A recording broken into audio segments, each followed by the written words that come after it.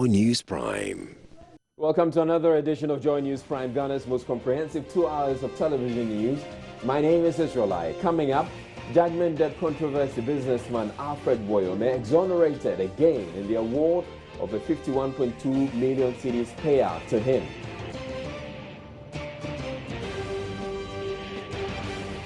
Auditor General uncovers financial irregularities amounting to 252 million cedis in its scrutiny of government accounts in 2014. Think tank Africa Center for Energy Policy calls into question the Ghana National Petroleum Corporation stewardship of oil revenues allocated to it, suggesting it has become a slush fund for government. And coming up in business, MTN Ghana to invest $163 million in infrastructural development this year, including rollout of its 4G service. New Patriotic Party calls for wide-ranging investigations into what it describes as the JHS mistakes found in the famous Ghana at 59 Independence Anniversary brochure. Also in this news package, available across Europe on ABN television on the Sky platform, is entertainment, sports, and Joy News Interactive. Stay tuned.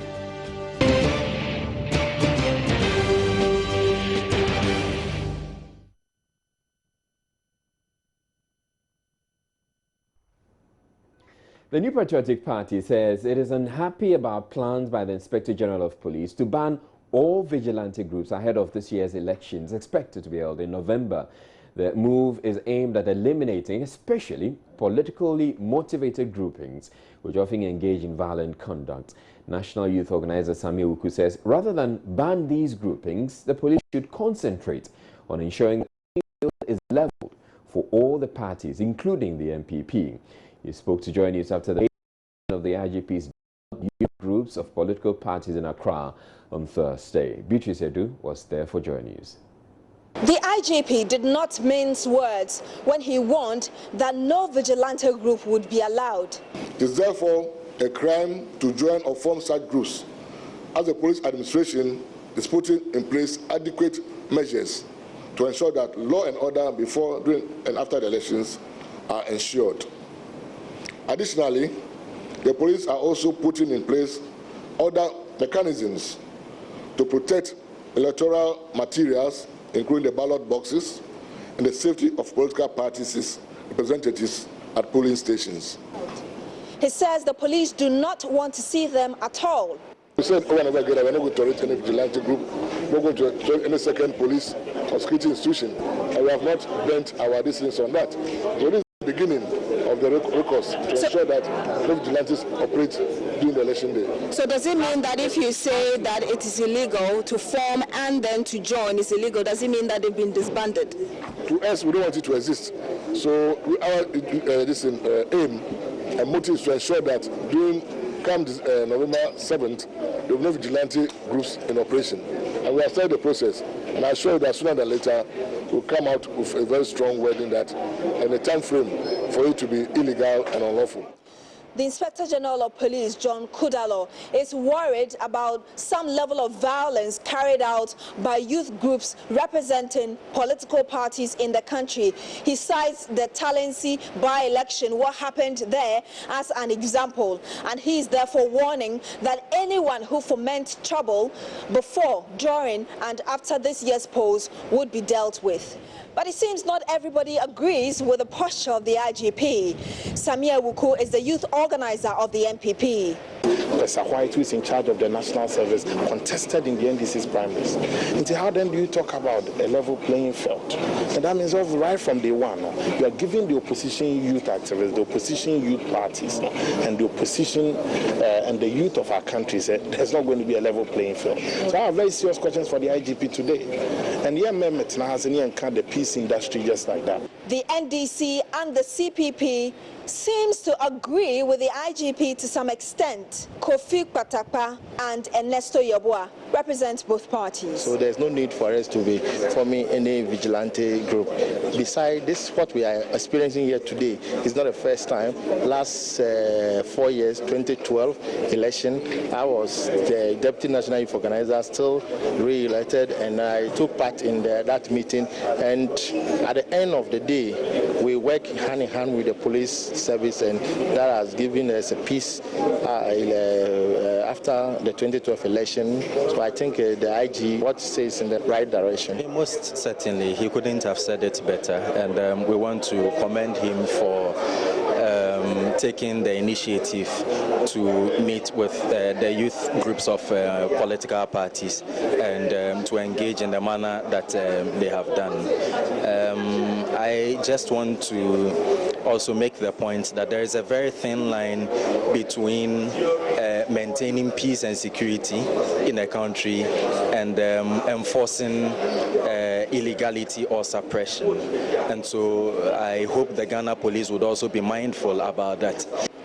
My name is BHS Adu for Joy News.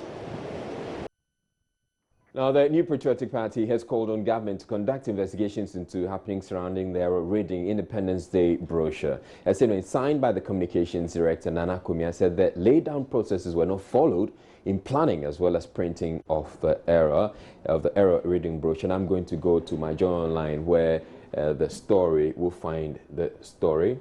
And so that's it.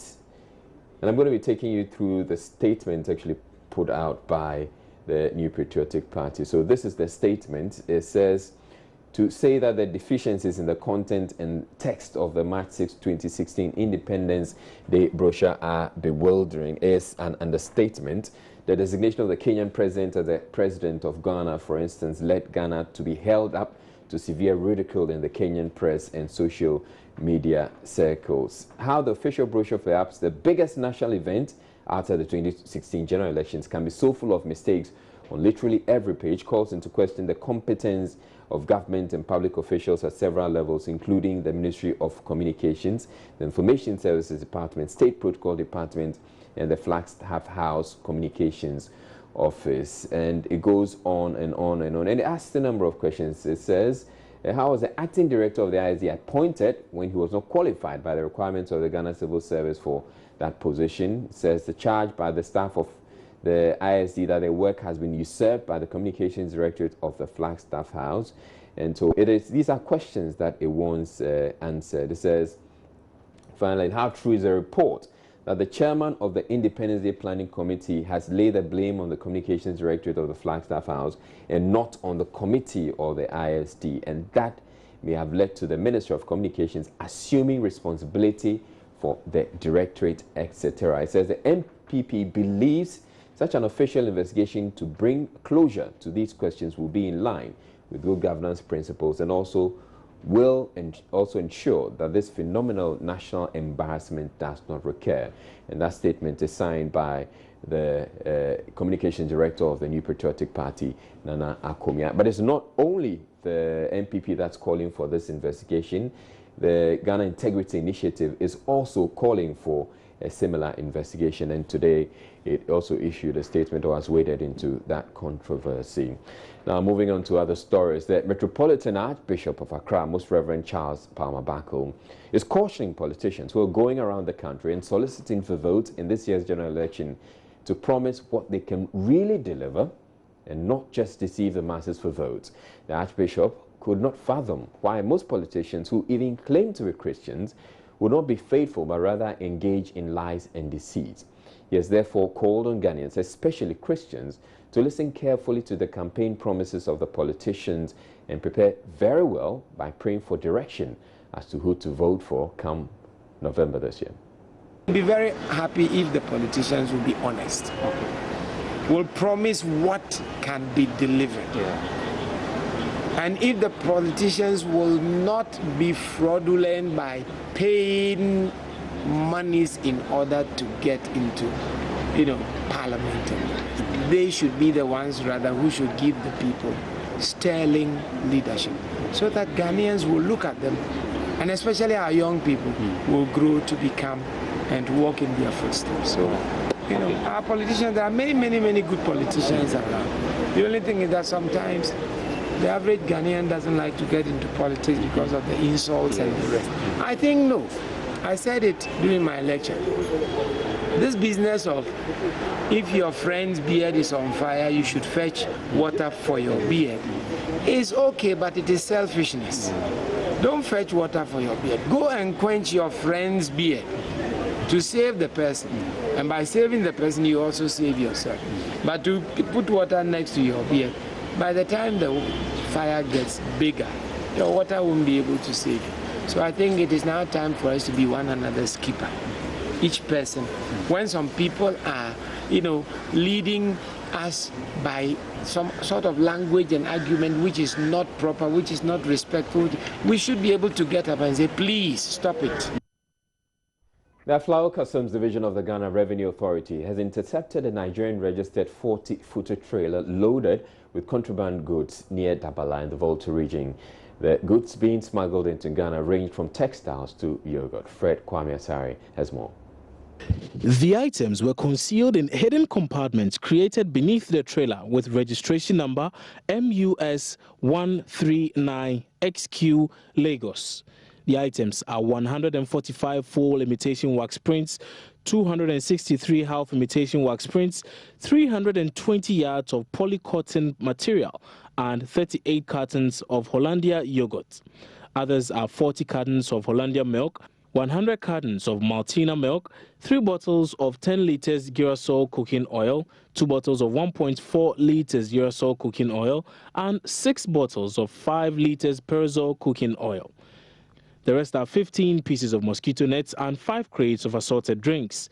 The driver of the trailer, Razak Osman, 35, and his mate, Salam Nuhu, 18, have been arrested and are helping with investigations. Briefing the media, Assistant Commissioner of the Aflao Customs Division, Confidence Nyaji, explained that the trailer was intercepted near Dabala in the South Tone district by the Preventive Monitoring Unit of Customs on Tuesday during its patrol. This morning, we went through an exercise after an arrest was made yesterday by the Preventive Monitoring Units of Customs. They were on their usual patrol duties when they intercepted a vehicle which was carrying some items. In fact, it was an empty vehicle, but it had some false compartments. After the necessary checks were done, they suspected there were some concealed items in it. So they brought the vehicles to Accra. He, however, stated that the Aflao Customs Division is in need of more weapons and vehicles to reinforce patrol and an electronic surveillance system to make border control very effective. We need weapons, which we have, but reinforcing our patrols will require more weapons. As for transport, for patrols, it is very key. Motorbikes, very key. Communication gadgets, very key. And of course, these days, when we talk of border controls, gadgets like surveillance systems, electronic surveillance systems, are some of the things we need. Of course, the management is making all the effort it can to acquire these things for us. Fred Kwame Asare's report for Joy News. You're watching Joy News Prime. We'll be back with more stories. Please don't go away.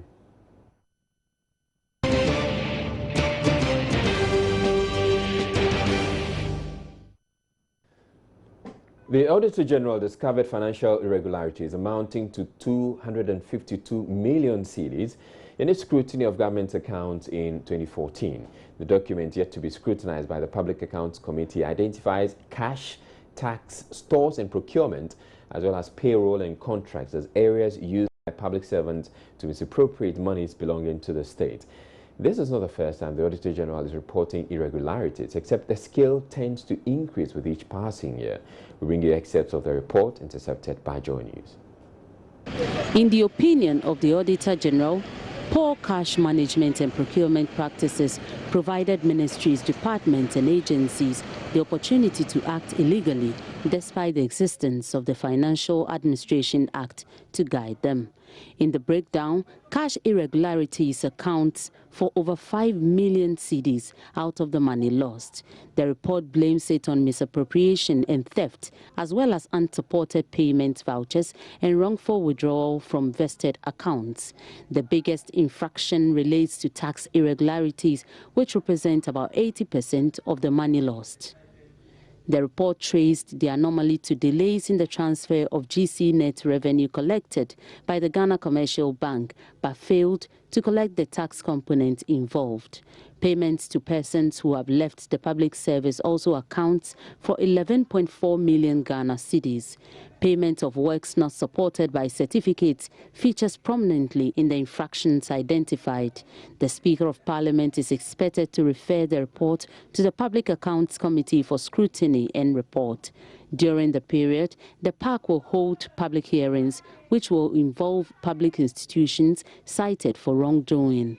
The committee is tight-lipped on the content of the report at this stage, but member Solomon Namlit Boa tells Joy News they will first meet with the Auditor General on the findings. Well, it doesn't come to me as a surprise, looking at the various infractions that we've been dealing with over the years.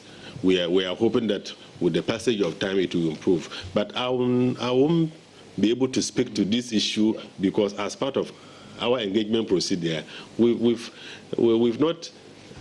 need to hear from the auditees why this infraction took place. For all you know, some of them, who knows whether one or two issues have been cleared. Then they will be able to tell whether or not this thing should have been there or it was supposed not to be there. So this is where we are at the moment. For you. Thank you. I think the next thing as part of our engagement procedure is to engage the Auditor General at a very important workshop where some of the issues that we don't understand, we'll clear the issues with the Auditor General before we now engage the auditees at a public forum. So basically, this is what is supposed to happen. Yes, we have received, it has been laid before the House. The Speaker certainly has referred it to our committee.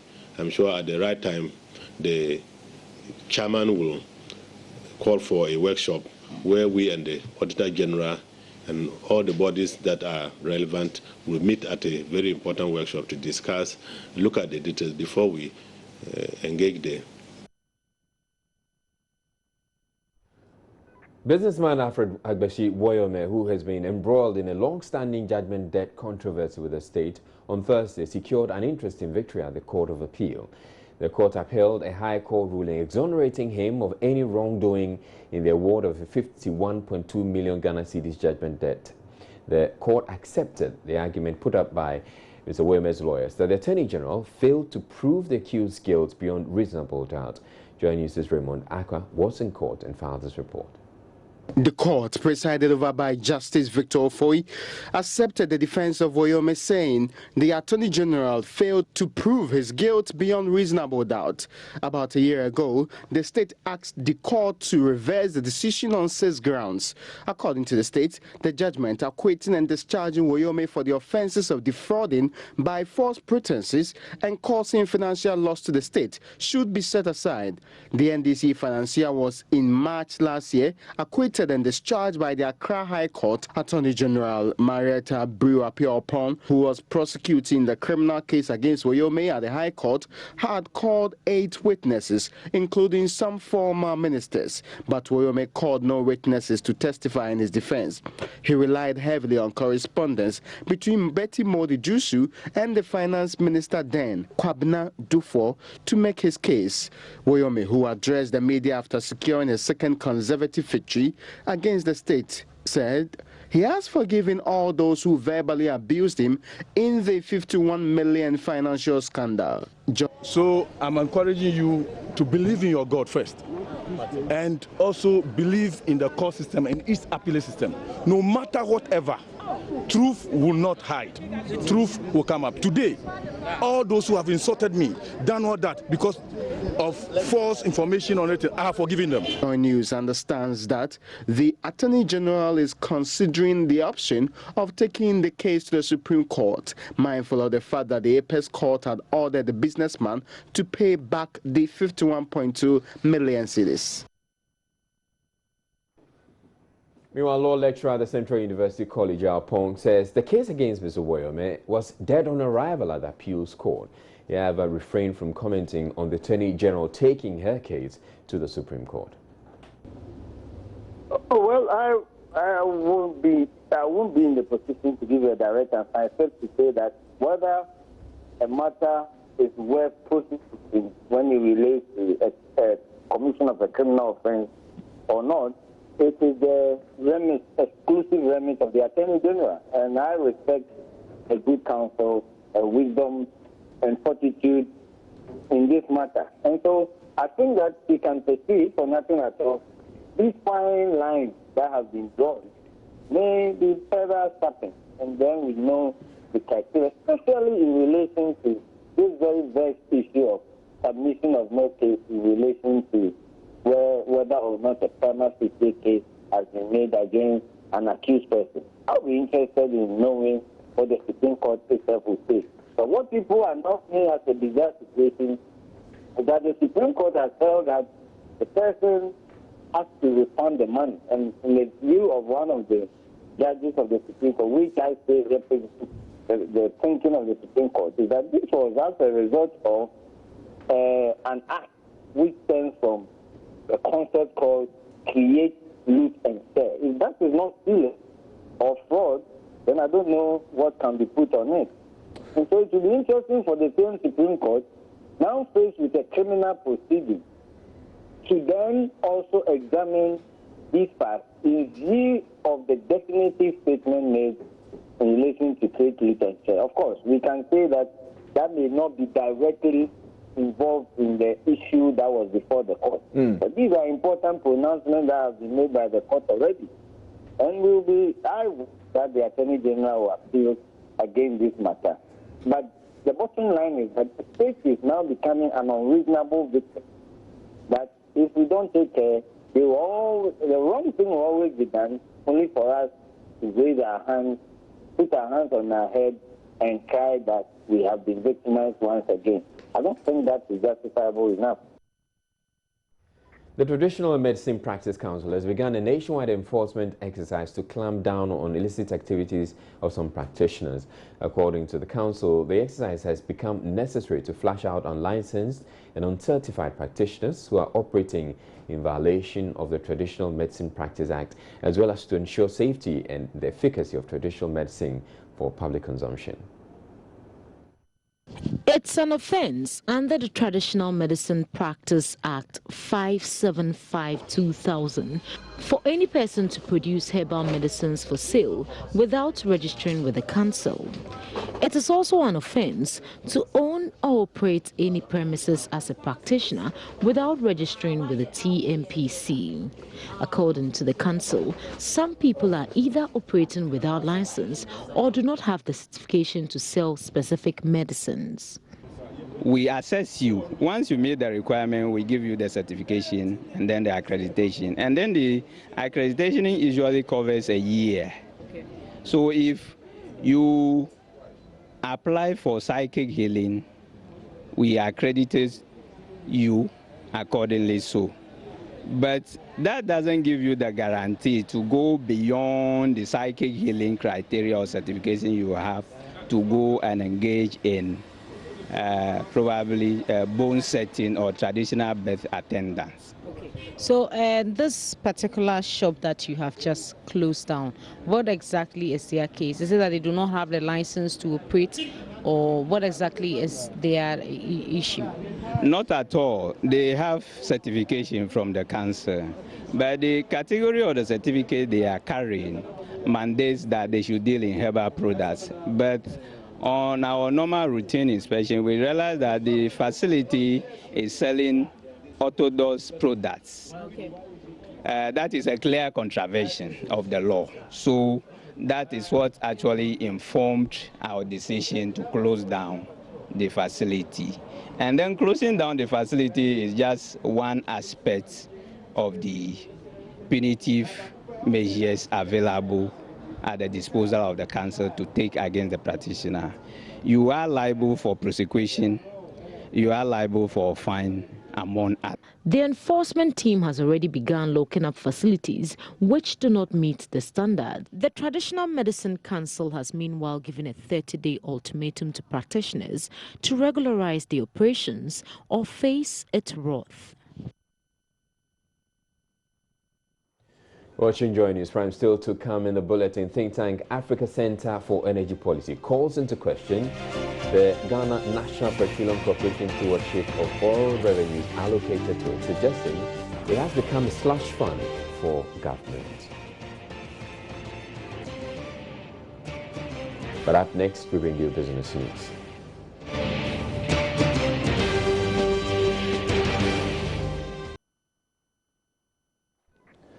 All right, it's time for business, and Emmanuel is here. Good evening to you, Good evening, Emmanuel. Israel. What's coming up? Well, coming up, MTN Ghana hopes to invest over $160 million That's in a lot of infrastructure money. development, including the 4G I service. would want to think that it's going to make their network a lot more, efficient. Exactly. Very enhanced services. Okay. Fast speed internet and things like that. Wow, we're looking forward to that. Okay, all right. Good to be with you again on business. About 7,000 refinery workers and petrol tanker drivers of the Nigeria National Petroleum Corporation, NNPC, yesterday embarked on a nationwide strike. This followed an announcement that President Buhari had approved a restructuring of the corporation. The action by the Petroleum and Natural Gas Senior Staff Association of Nigeria, PENGANSAN, is said to have impacted negatively on the country's economy. Now, a Nigerian journalist, Olatunde Agoy of AFP, spoke to Joy Business.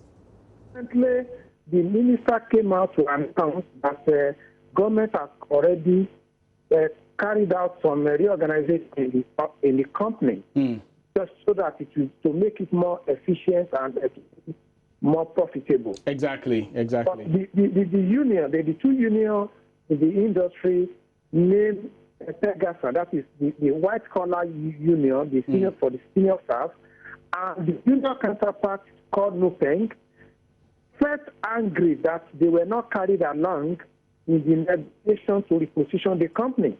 Their grounds was that the issue of their workers, whether they would be sacked or not, was not discussed before the minister came to town to announce that there had been some reorganization.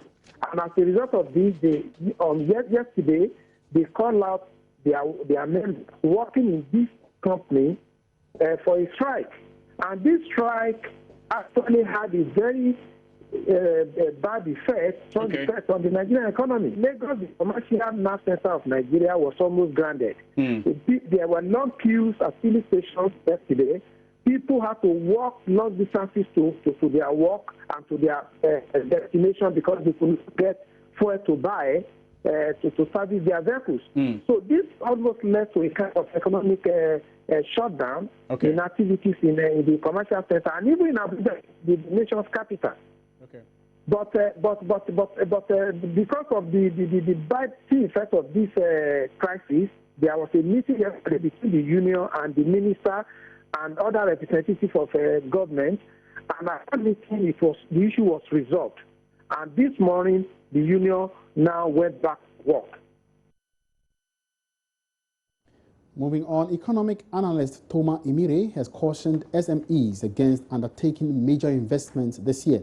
He's urging small-scale businesses to rather save more to avoid the economic shocks of an election year. He spoke to Joy Business at the Union Savings and Loans SME Clinic. SME Clinic, a periodic workshop organized to equip small businesses with the requisite management skills, was under the theme, Managing Your Business for Success in an Election Year. The main speaker, economist Toma Emire, emphasized the need for business owners to protect themselves against the anticipated economic shocks this election year. But you see, you must look at where the small businesses are coming from. See, they don't have the kind of shock absorbers that Unilever and Co. have. The big companies can invest. The returns on investment don't come as fast as they expect, but they can survive because they have very large balance sheets. But for a small business, who has a balance sheet size of, say, 50,000 Ghana, and it goes and borrows 20,000 Ghana for the investment in expansion, and the thing is not producing the required returns because of macroeconomic stability or depressed demand, what do you think is going to happen to that business? It will crash altogether.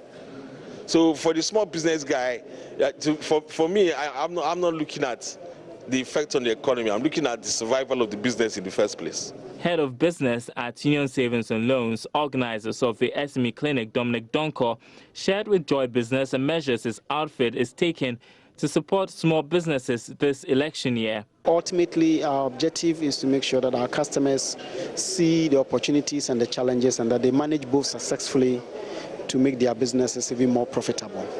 And that is, so we take the view that there are opportunities, but there are also challenges, and our customers need to know both the prospects and the challenges so they can better position themselves. As our customers grow, we grow, and especially because of our commitment to them, we will continue to organize such topical discussions to build capacity. The workshop, the first for this year, brought together small businesses from various sectors of the economy. We'll take these 3 questions. Now, leading mobile operator MTN Ghana is to invest $163 million this year in developing its network infrastructure. The investment, which is the first in the company's history, would cover its voice and data services. The investment includes the $67.5 million it paid for the 4G license, as well as $18 million it intends investing in deploying the 4G service. Speaking to Joy Business at an editors' forum, MTN Chief Executive Ebenezer Asante explained the investment is towards the full deployment of the 4G service across the country by the middle of the year. Ahead of the commercial launch, we have to do a lot of preparatory work, and that is what we're currently doing. What exactly that is? About the rollout, because as I indicated, for a company like MTN, looking at the customer base that we have, if we are going to launch a service, the service should not be limited.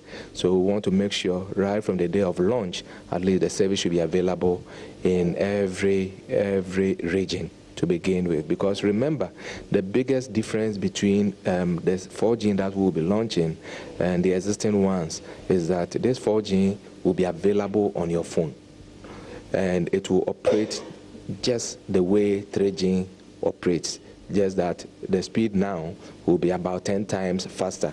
MTN Ghana saw its revenue grow by some 17% in 2015. The company last year also paid almost 676 million Ghana cedis in taxes, about $67 million more than what it paid in 2014. Mr. Santi explained the factors underpinning this. It's driven by the revenue growth.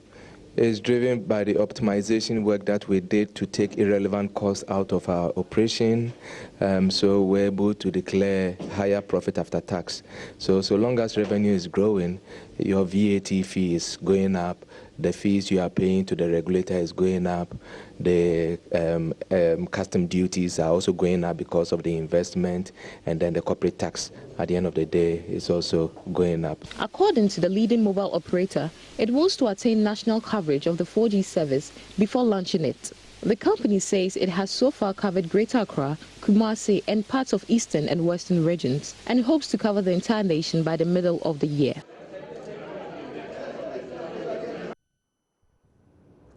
Now, the power crisis the country went through last year is among reasons businesses could not repay loans acquired from banks. That's the opinion of a banking analyst, Nana Utu Echampong, who was sharing his thoughts on increase in banks' non-performing loans and negative growth last year. According to latest Bank of Ghana reports, growth in the banking industry recorded a negative growth in 2015, signaling a difficult financial year. The situation has compelled commercial banks to go in for government treasury bills at the expense of helping the private sector. Nana Utu Echampong spoke on the marketplace on Joy News. Negative growth is not good for the economy in the banking sector because banks are pivotal in every country's economy. Now, the attributes of the negative growth are not only because of non-performing loans, but cost overrun. Yes. In that last year, the power crisis caused a lot of banks, almost all the banks actually, to increase their cost beyond budget, in that they had to run on generators and so on. So those were not anticipated, and they added to the cost. Okay. So add to that will be the non-performing loans that are coming about because borrowers had their businesses collapsing, and so not that they didn't want to pay, but they couldn't pay. Exactly. So moving in the direction into treasury bills, one would say that is what you would expect any rational investor to do. Now for the stock markets, and John has joined me here. John, is the price of oil, crude oil, going up or down? I think for the past 3 days, crude has been around the $40 mark, and it's still within the, the $40 mark. It's really not moved. I think it will be there for a while before it moves. I'm sure by Monday we'll have to see the pressure that goes up. But let's start from the Ghana Stock Exchange, where the Ghanaian bourse is actually not doing that well after a volume of 187,727 actually traded today at a cost or at a value of about 236, an improvement over yesterday's, but we are still expecting better performance from the market, bringing market capitalizations down to almost about that. We only saw 3 equities actually moving the market. Only one actually gained, which is EGL. So that's basically, and it added 5 pesos to the investor. ETI, Ecobank Trust Incorporated, lost 1 peso, and then TBL also lost 2. So that's how the market actually did. So for those investing in TBNL, you're losing 2 and 1 respectively. And that's the standings of the commodities. That's how it is. Crude is still wallowing around $40. 34 cents per barrel. It lost 64 cents today. That's almost about 1.58% loss there. And then gold added $16 to it to close around 1,270. And cocoa also added some $10 to it. So that's basically how the market is doing. But the currency, the Ghanaian currency, is still not doing it. For 3 days running, the cedi has been losing to all 4 major trading currencies, talking the US dollar, the British pound, the euro, and the Chinese yuan. So that's exactly what the Chinese yuan, today would cost you 59 pesos. As the dollar will cost you 3 Ghana cedis, 86. So that's how it is. And these are the interbank, basically. Okay. It is not what you get at the Forex Bureau, basically. These are different figures. We're using the interbank market rate. That's exactly how it is. There's nothing interesting on the markets before you go. Nothing that much. We're expecting to see tomorrow to actually close the market, basically. So I think that is what we're actually looking for. But today, the market has been quite dull. Not much activity. Liquidity levels so low. That's how it is. Thanks for your attention. That ends the business segment for tonight. My name is Emmanuel Abuaji. Good evening.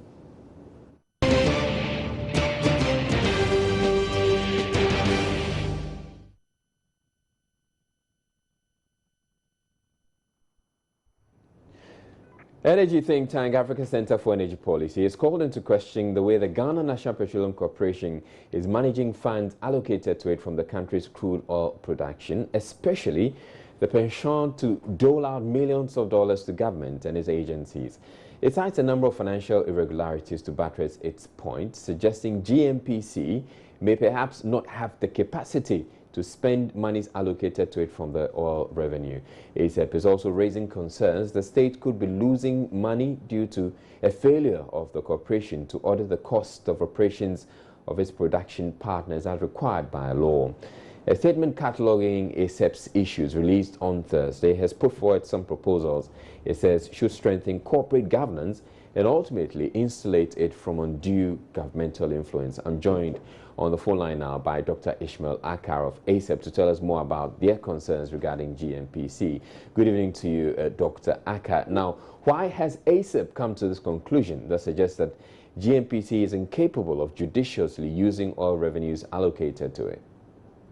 Thank you very much, Israel. We have 3 main issues. One has to do with the fact that GNPC sent a proposal, in fact, has been accepted by the Parliamentary Select Committee on Mines and Education, that through the new EMP bill, if it is passed, then GNPC is going to manage the participating interest in the oil contract for themselves, not for Ghana. What it means is that they are going to get huge sums of money, they are going to get more. But we should look at the history first, how they've managed the little we've been giving them. 3 occasions. First one, 30 million loan to government. Second, 41 million to VRA. Third was another money they paid out to government in 2009 to PNB Paribas. Now, what was the essence? What was the interest? What was the arrangement? GNPC is not a financial institution. That is one.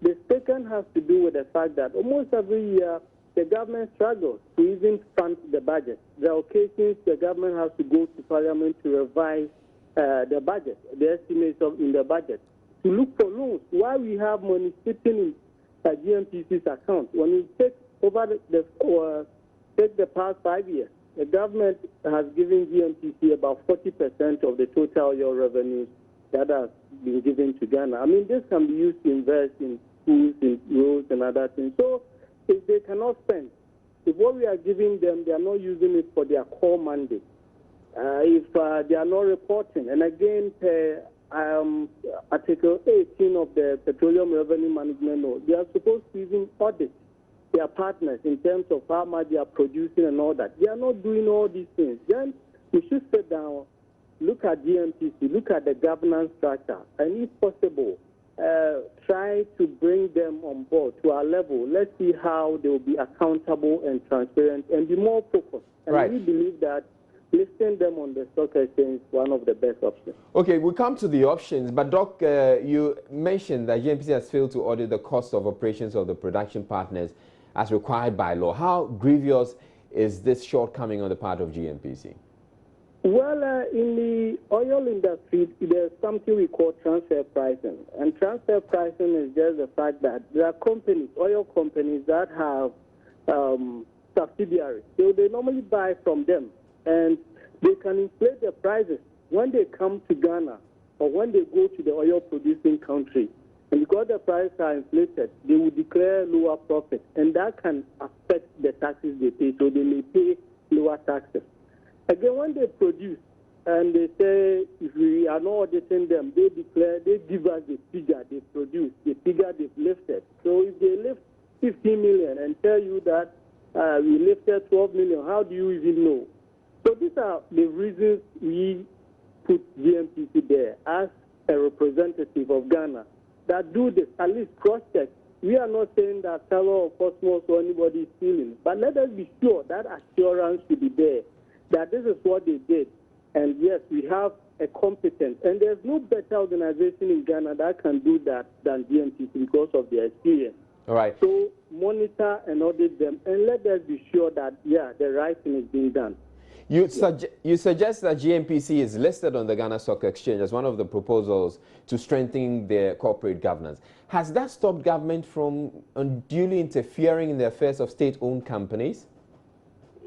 I mean, if you are listed on the stock exchange, I mean, it depends on how much capital we are listing. So if we more like value GNPC, and we believe that government is owing 40%, the other people owing, other institutions also owing, people come on board. So the government will not be the sole person appointing the chairman, appointing the chief executive, appointing almost everybody, and deciding that I'm going to take loans from GNPC. I mean, when you decide to go and take loans, the board will meet. And because the board is not the government, the board is a representative of all those who own shares. I mean, I don't think they will just agree that every time come and take it. So GNPC will move from a social entity, as we are having it now, to a more commercial and profitable entity that we all want to see. All right, thank you very much, Dr. Ishmael Aka. Dr. Ishmael Aka is with the Africa Center for Energy Policy. Now, kidney ailments tend to be terminal and are typically very expensive to treat in Ghana. A weekly dialysis costs about 600 cedis, and that's quite apart from the drugs that are used to control blood pressure and sugar levels. A kidney transplant is ultimately the way out for many, though that is also not cheap. On World Kidney Day, a day set aside to educate people to treat their kidneys right, we bring you an exclusive interview with a patient who's surviving on only 8% of his kidney. Renal failure starts slow and kills silently as its symptoms take a long time to show. It is mainly caused by progression of diseases such as diabetes, hypertension, and the inflammation of the kidneys. Kennedy Odamting is a 28-year-old web programmer. He has been living with end-stage kidney failure for the past 6 years. That means your kidneys cannot produce urine, and so you can't drink enough fluid. And anytime you drink fluid, it retains in you and causes you to bloat. So you need dialysis to take out the urine. He has been on the dialysis machine for the past 3 years and confesses it is not a comfortable experience at all. You have to sit at one place for 4 hours per treatment, and the cost is there and it's very expensive. You need dialysis for at least 3 times a week, and it costs about almost 200 cedis per session. So that means it will cost you approximately 600 cedis per week for dialysis. And you need extra medications to be on dialysis. Since your kidney fails, your kidney can't produce blood. So yeah, the kidney produces something called erythropoietin that converts the iron in you into blood. And since it can't produce, you have to inject that one too. And that one can cost you about 300 cedis a week to inject erythropoietin, depending on how low your blood is. So in a week you are spending, like, averagely plus your transportation, 1,000 cedis. The cost of being on the machine has drained all of his family's income, and he can do little to support. I can't do serious stuff. I become weak immediately after dialysis. The recovery rate is very low for me. People recover earlier after dialysis. I have to sleep the whole day to recover. So it means I can't do normal things people do. Medical care with early intervention can change the course of chronic kidney disease and help prevent the need for dialysis or a kidney transplant. His condition started with a blurred vision, and subsequent tests revealed he has kidney failure. I went to check my blood pressure. She realized I had high blood pressure, so the blood pumped into my eyes and it was causing my eye problem. So from there, she gave me a referral to go to the renal place to treat my hypertension. And during the treatment of hypertension, I ended up having kidney problem. Currently, he is living on less than 10% of his kidney. The only way out is kidney transplant. Kennedy Odampton is among the lucky few with the disease. Having a donor hasn't been easy. Like, people are scared when they give one kidney out, theirs will fail too, and no. It's like I'm lucky, and the person is willing to give me for free. So yeah. Who is this person? Do you know the person? Yeah, he's my friend. Has he ever told you why? When did he come to this decision to do it for you? Because he saw my recovery rate and he saw I was suffering, and I told him, and he knew how much I was spending, and all. I'm like, if I have kidney, I won't spend that much and I'll be okay and all. And it took him some time to decide to give me his kidney. At the last check, he needs $40,000 to have the transplant. He cannot save because he must undergo dialysis treatment to survive. Thanks of NLA, I've secured 10,000 Ghana cedis, and I need approximately about $40,000 to have the transplant. And with kidney problem, you can have money and you still have to spend it anyway because you need a dialysis too. So yeah, it's hard to say you saved some money. So I'll need help from people. Until he gets the money to go through the process, Kennedy tells me he will hold on to his faith that a miracle can happen. Martha Krensolakwa, reporting for Joy News. Up next, we bring you international news. All right, so time now for what's coming up on Joy News Interactive, and Efwa is here to tell us. Israel, it's been quite an interesting day for social media. Yeah. Tell us about it. The acting director of the Information Services Department, Francis Kwarteng Arthur, has been relieved of his duties, even though his staff say the department is not responsible for the error-ridden Independence Day brochures. And this is what you have been saying. We've all been through schools. You can't be in such a big position and then come to places that it's being aired live and then speak such English to people. You understand? So I think that is governing the whole thing. Yes, make something. Rapper turned preacher Yao Siki is back in the news after rejecting help from gospel musician Sonny Badu. And here at Multimedia, we are still celebrating Ghana Month, and you've been sharing some of your favorite cultural dances. Which traditional dance do you really like in Ghana? Agbaja. Agbaja by which people? Ewe. Okay, give me a freestyle.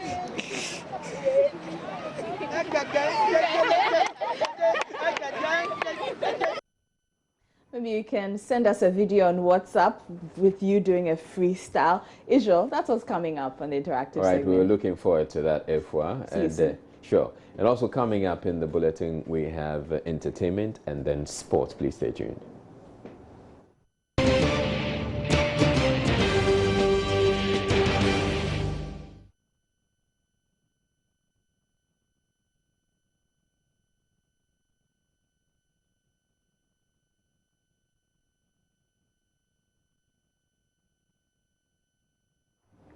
Time now for a recap of our top stories. In judgment, the controversy businessman Alfred Woyome has been exonerated again in the award of a 51.2 million cedis payout to him.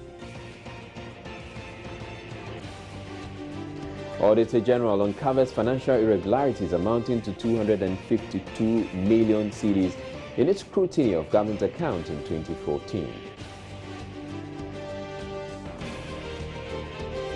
Think tank Africa Center for Energy Policy calls into question the Ghana National Petroleum Corporation stewardship of all revenues allocated to it, suggesting it has become a slush fund for government.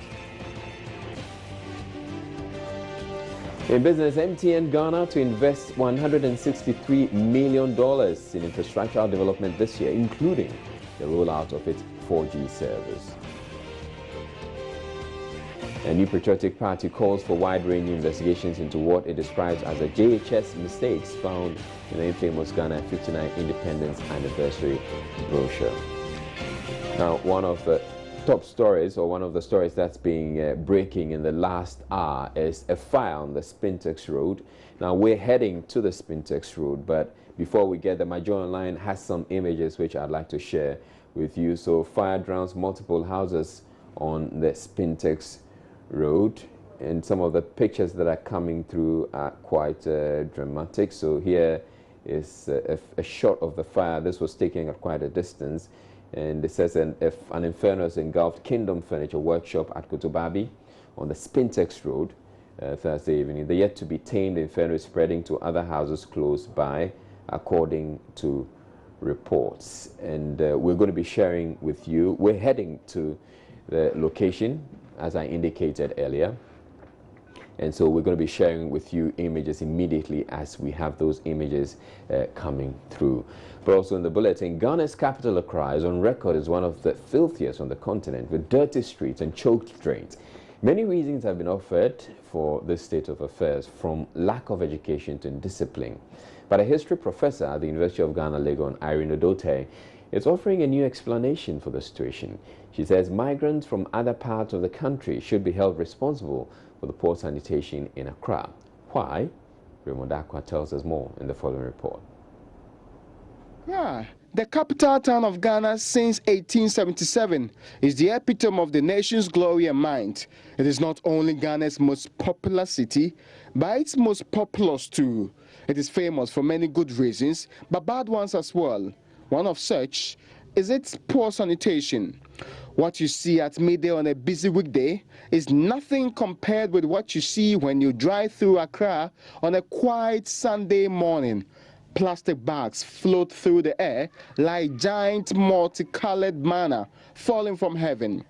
You go to certain, like you go to Dakar. I don't know if you've been to Dakar. You go to Dakar, it has a certain personality. It has its main road, it's got its beachfront. Things may be a little rough, but Nairobi, similarly, Cape Town, other cities. Of course, there are cities in the world that are equally schizophrenic, but Accra is schizophrenic. It has you can't say if you go to this part of Accra, this is the character, because we don't follow the rules. Because we've got amazing laws on paper about what you can and cannot do. For example, you can't have a fence wall. The wall around people's homes is not. People are building walls that are 10 feet tall. And there's a reason for these things. There's a size that gutters should be. There's a An apt description by architect and former director of the University of Ghana's Institute of African Studies, Professor Akosua Adomako Ampofo. This situation is compounded by other health concerns.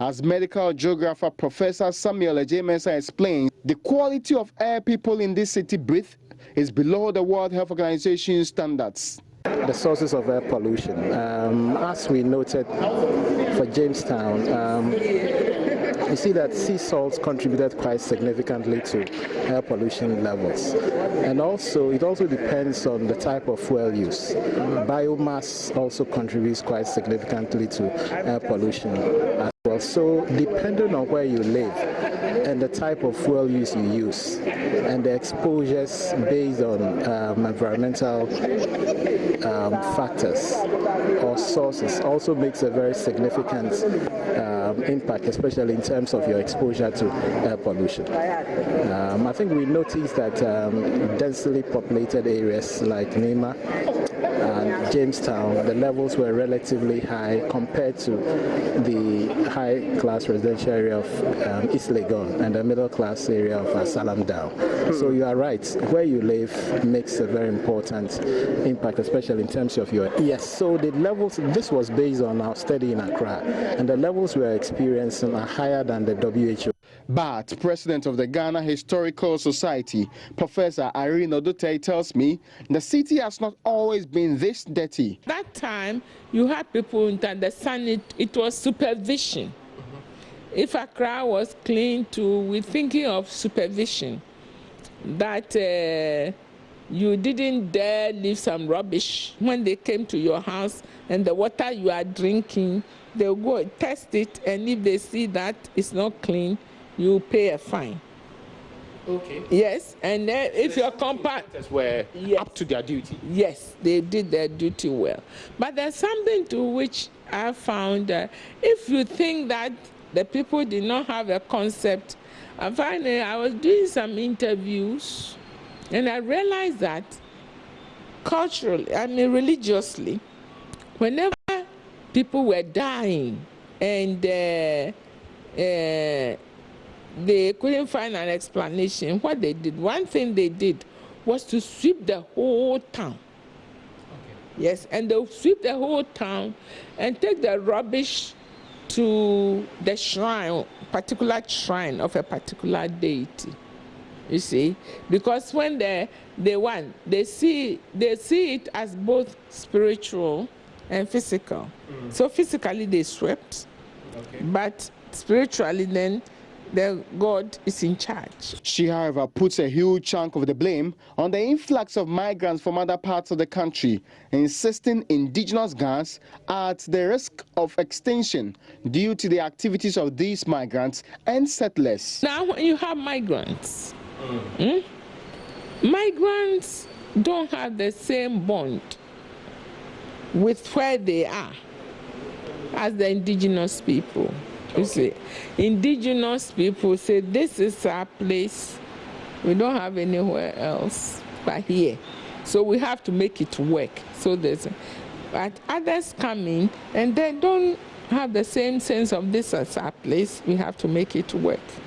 Their place is somewhere else. So they come in okay. And when you don't have a system of supervision or sanction, you get the point. And also our leadership, chieftaincy and all that weakened. Okay. It means people came and pretty much did what they liked. And we didn't have the system. And we used to have the ASAFO companies. They still are there. But they are there and they saw to it that, they were in charge of security, sanitation and everything. So I could say that things have gone pretty bad because, one, the population is increasing at such a fast rate, more than in the infrastructure can carry. So now we see that the food security is the first to be destroyed because all the farmlands have been turned into concrete buildings. So Whilst many may find a distinguished historian's analysis difficult to swallow, it at least gives the nation another opportunity to relook at this conquer and try to devise concrete solutions as Ghana marks its 59th birthday. Up next, we bring you entertainment. He has joined me with entertainment. Good evening to you. Good evening, Israel. How are you doing today? Good. You're very well. You? Very well. I've been busy, you know. Okay. Yes, busy cooking a lot of stuff, you know. All right, so tell us all about it. Okay, so the biggest story for today is that Yaosiki, after we went all the way to Tema to look for him, got a story that went viral, kept seeing Joy News. He got a lot of attention. International gospel artist Sonny Badu expressed interest in helping him for some few years. And then he turned it And then the man says, look, Matthew chapter 6, verse 1 to 4 says, blah, blah, blah, blah, blah.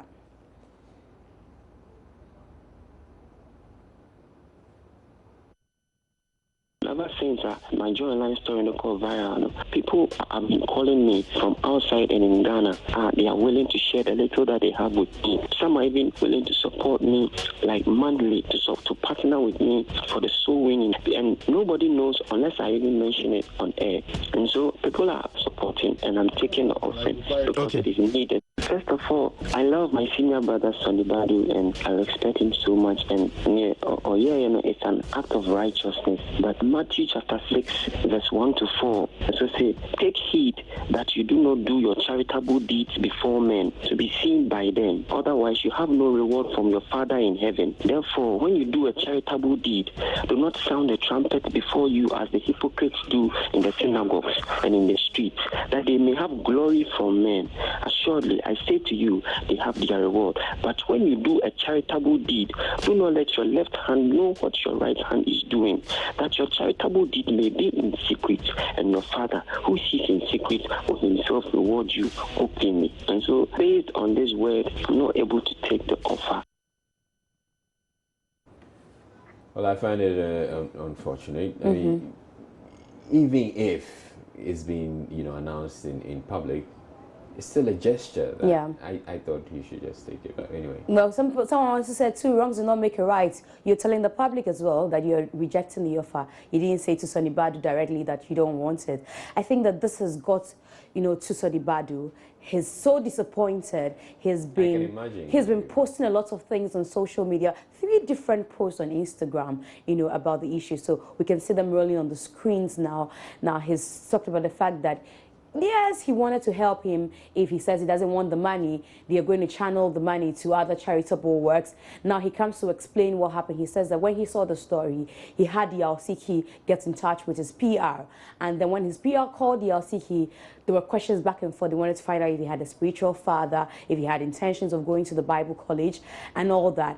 And it looks to Sonny that Yaosiki felt that the questions, like he said to us, that were like he was being interviewed for a bank loan, and so that's how he got offended and decided not to send the account number. I worked on the story, and so Yaosiki, I am so privy to this information. In fact, the first time he told me that he had called Sonny Badu's PR and he wasn't ready for the money, I cringed because when he told me, I said, no, this shouldn't come out. Unfortunately, he's out there. So I invited him over today, and I said, I wanted to get to understand what's really the problem is, even though I know. Let's get you on camera. And unfortunately, I think that people have already given him a lot of jobs. So he says, I'm not talking about this issue again. So I just got to I said, okay, just for everybody to know that we broke the story. We are concerned about you. We've got back to you. So let's just take pictures. So I'll take pictures. I'll grant interviews next week. But I'm not talking, even if I grant you an interview, I'm definitely not talking about Sonny Badu anymore because people have blown it out of proportion. That's not what I intended to put out there. So that's the issue with Yaosiki. But he needs help. Well, he said he never said he needed help. And, and people, now he attests to the fact that after we broke the story, he's received a lot of help, but on the quiet. And I think he prefers it that way. than what Sonny did, going to social media. But Sonny explains as well that the reason he had to go on social media is that he saw the story on social media, and he felt that that was the easiest way to get in touch with Yaosiki. So I think it's some miscommunication. With the benefit of hindsight, I'm sure he would realize that it probably wasn't the best way. I mean, if he had, handled this thing privately, and really about the PR engaging Siki, I thought maybe Sonny Badu should have called himself. I thought so as well. I think that is what, because the information Sonny put out there was that he was ready to sponsor him for some few years. And so for me, when Yaosiki called me and said, she asked that I send my bank account, I was like, really? That's not the information I got initially, because if you're going to spend on the person for some years. Anyway. What else is in? Anyway, so I've been hanging out with Bismarck the Joke. We've been having a lot of fun, and I don't want you to miss out on any of it. I like Lewin. I like Lewin. I like Lewin because Lewin is a guy that he is versatile. We are versatile in our way, but he's versatile and he's very good. So I think I like Lewin. He's the kind of person I would like to work with him every day because he has a zeal, like I don't know, the love for the work. Stand up is DKB, because I know the journey.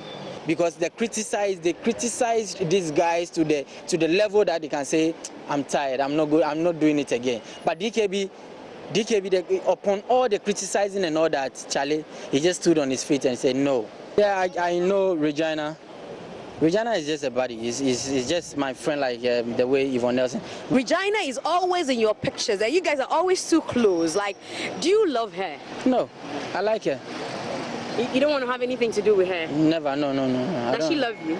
I don't know. I'm not in her mind, so I don't know, but I'm not sure. She's dating, She's dating. Her boyfriend allows her to follow you around. How? Her boyfriend is not my friend. No, but he allows her to follow you around. That one is their case. Because maybe she would tell her that I'm going out with Yvonne, Bismarck the Joke, and Karima, Francis, and Co. But you know what you just told us? She uses Yvonne as care of to see you. No. That's what you just said. I said maybe she would tell the boy that I'm going out with Yvonne, Bismarck.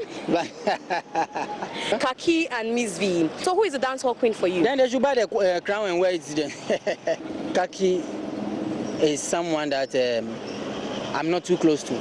But whenever I listen to her song and I see like maturity in the song, like I like Kaki. I like Miss V because Miss V have done some collaborations with Stoneboy and a couple of artists. Miss V is very young, so she's doing wonders. She's doing a lot. She's just doing great. But I'll take Kaki. Between Shatta and Samini, who good does it for you? Who does it for me? Yeah. One, they are two different people. But who does it for me because of the way I want my music? Like, I think I'll take Shatta. You get me? Because Shatta is like. Shatta, if any kick on like any tune or Shatta, I like dancing. So any kicks or like any tune of Shatta, I just have to go with it. So I would take Shatta. Samini is my man. I did East Cookie for Samini, so I'm supporting Samini as well. But I can't choose two. So I'll take Shatta because I have a chop kissing. I have Kakai. Get right on, make it go. Hi.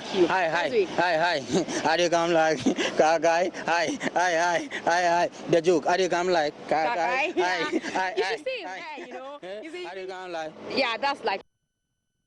You indeed had fun. I had fun, but you know, he came here for a reason, and that's to talk about a movie that he shot in the UK, and it featured some celebs in the UK, and of course, because we have fans out there in the UK, we decided to hang out with them as well.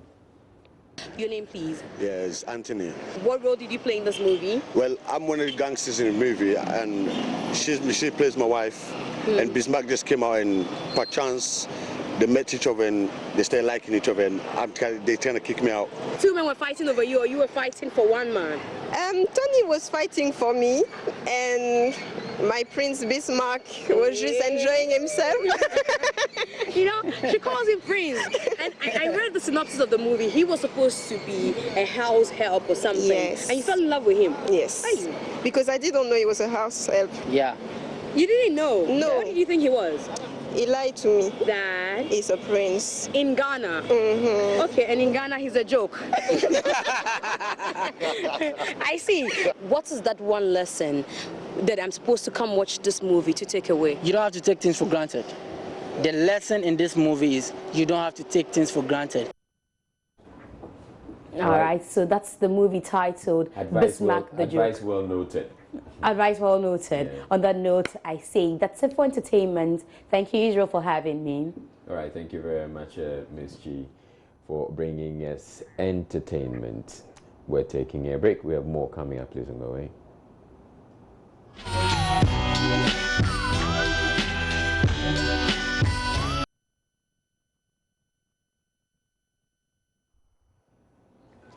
All right, so as I promised you, we've now gotten to the scene of the fire at Bachona on the Spintex Road, and Latif Idris is standing by. We're going over to him straight up.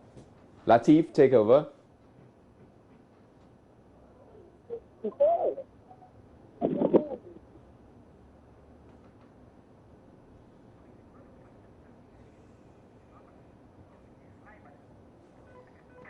All right, so Latif is standing by and he's taking over.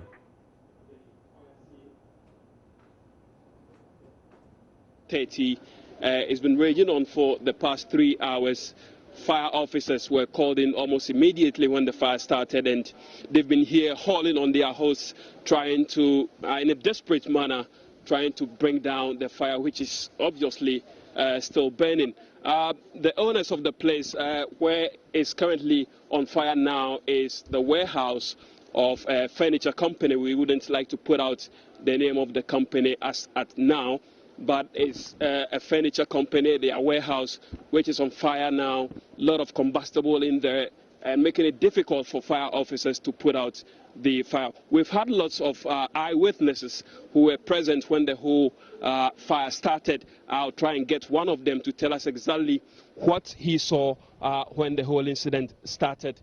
So let me get one of the eyewitnesses who was around to tell us exactly how the whole incident started. So you're welcome to join us.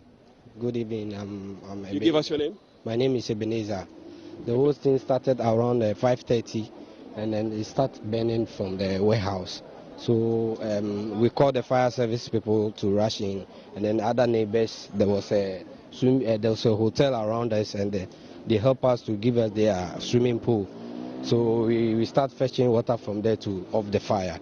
Yes, and then there was another apartment, that is K4E apartment. The fire gets into the apartment, so we try to off that one too. And then another car has got burnt. You told one car got burnt. How did that happen?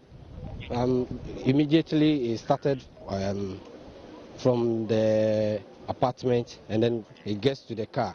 So there was 2 cars there, and then we rushed to push another car, and then we saved one car, and it got burnt on the other car. You said you called in the firemen to come in, bring down the... How long did it take you to get through to the fire officers?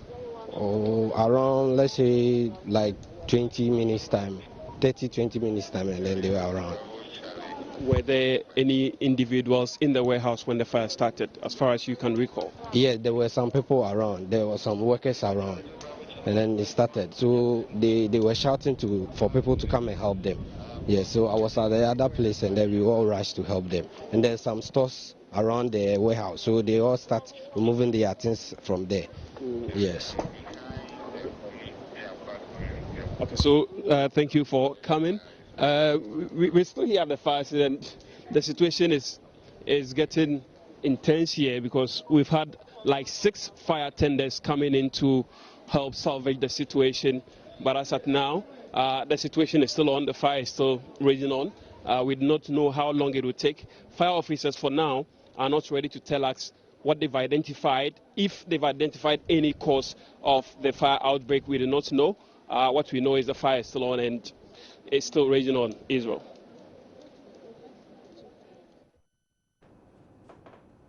All right, thank you very much. Latif Idris joining us from the Spintex Road where there's a fire, and the fire is actually at the Kingdom Furniture Workshop at Kotobabi on the Spintex Road.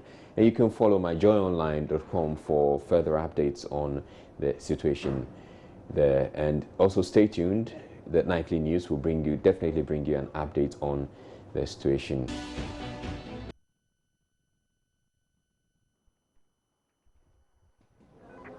All right, so Gary Al Smith has joined me with sports and all the live Europa League action. Manchester United is playing Liverpool at Anfield.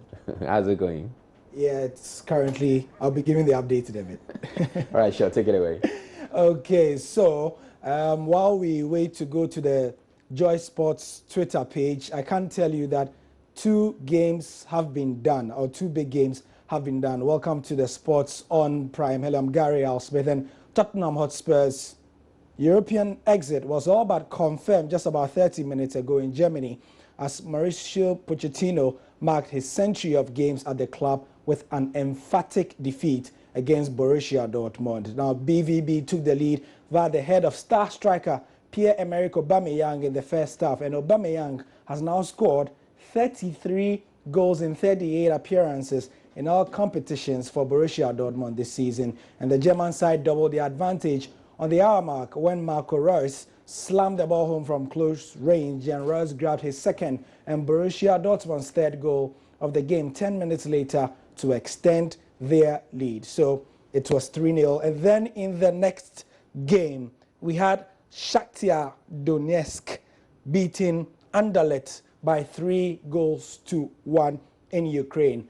The Ghanaian element is that for Shakhtar, for Anderlecht, the goal came from Ghana's own Frank Achampong. And so we'd like to go to the live scores as well to see some of the results. But that is after we check out what's going on between Liverpool and Manchester United now. And, yep, Liverpool are leading by 1-0 against Manchester United. England's 2 biggest teams meeting in Europe for the first time ever. Already, just 24 minutes gone, and Liverpool and Jurgen Klopp have the lead. Let's go to the live score now to see what happened elsewhere. Basel in Switzerland drew 0-0 with Sevilla. Borussia Dortmund, like I said, won 3-0 against Tottenham Hotspur. Fenerbahce won by 0-0 against Braga. Shakhtar beat Anderlecht 3-1. It's 24 minutes in the games between Athletic Bilbao leading by 0-0 against Valencia. Liverpool 1-0 Man United. Sparta Prague 1-0 Lazio. And Villarreal 1-0 Bayer Leverkusen. Don't forget that you can follow the game, especially Liverpool Man United, right now on @Joy Sports. I'll show you where it is in a bit. However, let's go away to some African news. And this month is when we'll be having the 2017 African Cup of Nations qualifiers. All around the continent, teams will continue the struggle, if you like, or the race to get a spot at Gabon 2017. One of them is South Africa, and their coach, Sheikh Mashaba, has named his squad to face Cameroon later this month in a doubleheader. Thursday, Bafana national team coach Ephraim Sheikh Mashaba named his squad to take on Cameroon in a crucial African Nations Cup qualifier at the end of the month. The South Africans are rock bottom of Group N after a draw with Gambia and suffering a 3-1 defeat to Mauritania in their opening 2 matches, and know they'll need to win both games against the indomitable Lions, who are the group leaders, if they hope to qualify for AFCON 2017. Mashaba's biggest area of concern was in the goals, where a combination of injuries, a lack of form and a lack of game time forced his hand to make changes in the goalkeeping lineup that did duty in their victories against Angola over 2 legs in their 2018 World Cup qualifier year. Mashaba has turned to his old favourite, Tumile Nkune, who has returned despite being short of game time at Chiefs, while Belgium-based Darren Keat also returns to the squad, while there was no place for Orlando Pirates goalkeeper Brighton Mhlongo, with the preference going to Aces keeper Jackson Mobokwane. As for the defenders, Asavela Mbekele of Mamelodi Sundowns received the call-up, along with Cosmos defender Cheslin Yampis, and Safisa Khlanti from Petroleum Serrero gets a call back after missing the World Cup qualifiers against Angola, while there was no place for Dean Furman on the list, as the former Bafana skipper struggles with form. The strikers that are front up for Mashaba's side include Stamsanga Kabuza, Prince Tomalo, Tekelo Ranti, and Cyprus-based Dino Ndlovu. The 25-man squad will assemble on the 20th before departing for Cameroon on the 23rd of March. From South Africa to Ghana, and the Ghana Premier League continues, so there'll be matches this weekend. Heart of Oak have played 2, have won 2, drawn one and are currently second on the Ghana Premier League table. Emmanuel Sabanlaye, one of the players of the team, has called on Hearts fans to fill the stands on Sunday when they play another home game because he feels they can do it and get a win. We are more than ready, I can say. We are working hard towards this match, and I know by the grace of God we are going to win this match. So with all due respect, I'm asking my fans, our fans, that I should say, that they should come to the stadium and support us. We know that by the end of the game, victory will be ours. From Heart of Oak to Asante Kotoko. Kotoko, on the other hand, are not doing well. They drew again with Ash Gold, 0-0 in Kumasi. And what is happening is that David Duncan is unhappy. Now, the sports media have been on his neck, and it's not very unusual. He had a very interesting quote for them. He said that no matter how much a log stays in a river, it can never be a crocodile, saying that no matter how many times the sports media think that they are good at football analysis, they can never be coaches. You come and tell me that Akowa was supposed to be here and that we should put somebody here. Oh, you have said it, no problem. That's why I always say, in football, me, I don't argue on football. That's why I'll never go and say, as long as I remain a coach, I'll never go and sit on a radio station or a TV station and do panditing in this job. But the person who has never been there before as a player has never, oh, he should have put this one there, and also Taki way, and Akowa the whole day. And say, yeah, it's as cheap as that, you understand? But like I always say, a log can stay in a pool with a crocodile for 100 years, but it can never be a crocodile. A log, L-O-G. You can be in the same pool or pond, whatever it is, with a crocodile, but you can never turn into a crocodile. You can talk about football, but you can never sit in the technical area as a coach. That sounds like something Bukumbanku would say, doesn't it? Anyway, back to some controversial news. And today, the Graphic Sports newspaper had a very interesting story about how the chief accountant of the National Sports Authority is said to have been involved in an embezzlement scheme of funds that were allocated by government. But the chief accountant has reacted to the media publication and says that it's not true. Let's listen to Reverend Solomon Otu. 2014 audit has been carried out. It was done in 2015. But even with the 2014 audit, we are yet to receive the draft audit report or the management letter in connection with that. No formal report has come from the Auditor General's Department with respect to 2014 audit. We want to put it on record that the said audit report relates to the year 2012 and not 2012 as the report indicated.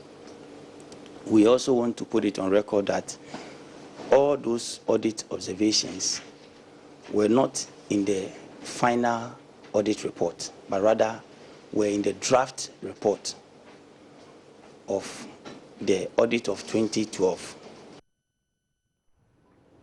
To the foreign circuit, and in tennis, the news that Maria Sharapova has failed a drug test a couple of months ago at the Australian Open is still trending. Today, Rafael Nadal said that she must pay for the consequences of her negligence. But in a Facebook post, the athlete herself says, despite the fact that she has lost 3 major sponsors, she's grateful to her fans. All the 3 major sponsors include Swiss watchmaker Tag Heuer and also American sportswear giant